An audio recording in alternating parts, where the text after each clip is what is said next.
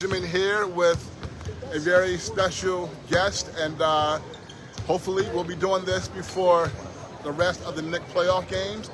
Award-winning journalist William C. Rhoden and Mr. Bill Rhoden, of course, you. That's Mr. Man. Come on, man. We know each other. I still owe you like $20 from the Little League World Series. That was the great World Series too.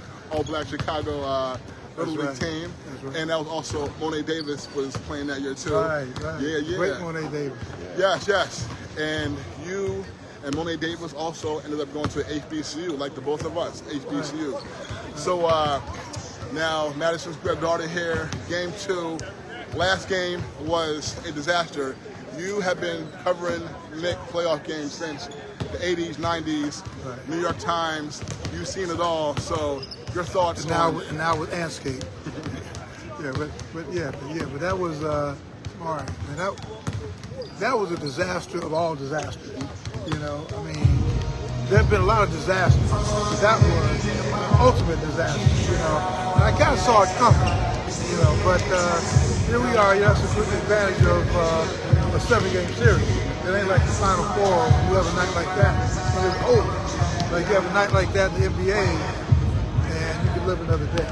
Yes, now, the only thing about that is the Knicks in their history, they never won a playoff series in which they lost game 1 at home. Never. This happened Wednesday night was the 7th time I believe they lost game 1 at home. So, and you saw them lose game 1 at home actually 2 years ago against Miami in the second round. 2021, when they had not been in the playoffs for about 8 years, the Atlanta series game 1. Even 95, 30 years ago, Reggie Miller, the down by 8, he scored 8 points by 9 seconds or whatever, 20 seconds. Knicks lose, they lost that series as well. So, do you think that's a lot of losses, man? Yeah, I know. Hey, you're not painting a very positive picture here, man. Hey, we know that the Knicks basketball has been a lot of pain for a lot of Knicks fans. 52 years, we all know, no championship, so it's been a lot of pain. So, do you think that this series is over? No. I mean, because they still got to play. It ain't over still. They lose 3 more. You know, but no, I say, I'm a mercenary sports writer, so I'm cheering for the story. And the longer the Knicks are in play, the better story. I think even for the NBA, I think, although New York has not been in a championship series since 2000 or something like that, I think the NBA is always better when the Knicks are good. And for our storyline, it's always better. So if they win tonight, I'm going to go to Indianapolis and see how they deal with 1-1. And but no, I don't think it's over. But that was really bleak. I mean, how they lost a 14-point lead in under 3 minutes something. I don't know. But that was then, and today is not. New day, new slate. So I'm sure we'll be talking afterwards. But no, man, I don't think it's over. Now, the Knicks and Pacers have faced each other now 9 times in the playoffs since '93. You've been covering all these playoffs, so what comes to your mind when you think about Knicks-Pacers playoffs obviously this over the years? Well, you know, the Pacers have always been a pain in the ass. It's just like the Houston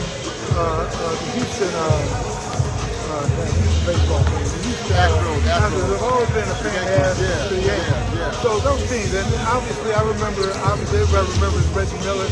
I remember I was driving around the city, the game that you and the finger roll. And I'm like driving around, and I had a convertible Mustang. And somebody, there were 4 or 5 radios on at the same time. Everybody was like, oh! You know, it was like so funny with such a New York scene. That's what I remember, is Reggie Miller and Patrick Ewing. Definitely. And now, the Knicks, they have had a really good season, like you said, first time in this round, conference finals, first time in 25 years. We've seen a lot of hard years for the Knicks. This team right here, all right, they lost the first game, but do you think that this team really could win a championship this year? Well, yeah, I mean, I think that clearly to me right now, the 2 best teams in Oklahoma City. And I keep thinking, well, could the Knicks match up with them? But my whole thing is, if they get any team that advances has a shot. You know, so I think if they've got a shot, I think their biggest mental thing was getting past Boston, which is why the fans treated it like they just won the NBA championship. So yeah, I think that if they get past this series, I think the door is open. Now, Jalen Brunson, yes, they definitely have a shot. Definitely, they do. Hey, they do. But of course, they gotta win tonight. But they definitely do. Jalen Brunson, you've seen a lot of Knicks players over the years. Where do you rank him over the Knicks that you've seen since you've been covering the Knicks? And he's right up there. Yeah. He's right up there. I don't know if he's up there yet, you know, but he's definitely not Clyde. But the Clyde is just, that's like somebody like Willie Mays. Yeah, from the Bernard King era on. Yeah, I mean, I think he's, again, my thing is, you have so many great guards, Mark Jackson, Von Strickland for a minute. I just think bottom line is that if he leads them to finals, he's got to be like one of the top, I don't know, top 5, top 10. But no, he's great. I mean, he really is sort of the embodiment of this team. He plays a lot of grit, you know, but I kind of judge it on, you know, many are called, few are chosen, and there have been a lot of great guards. None of them, except Walt and Earl Monroe, have taken him to the championship. So that's kind of what I'm, right now he's kind of like, there have been a lot of great guards, he's one of them. You know what, I gotta ask you, what do you think it is about, because sports, especially pro sports, is an inexact science. We've seen so many very talented players come to Madison Square Garden and the Knicks come out with a game. We talk about Jalen Brunson and point guards and talent. I mean, Stephon Marbury from New York City. Great talent, but you know, on the court, Knicks are gonna win. Jamal Crawford, great talent. Together, they're gonna win. But Brunson, if you look at pound for pound talent, people would say those guys have too much talent, but Brunson has this team here. What is it just about sports, Brunson, that has allowed him to lead this team and this team get where they are right now? Yeah, he just has a lot of grit. And excuse me, man, these New York allergies are like getting to me.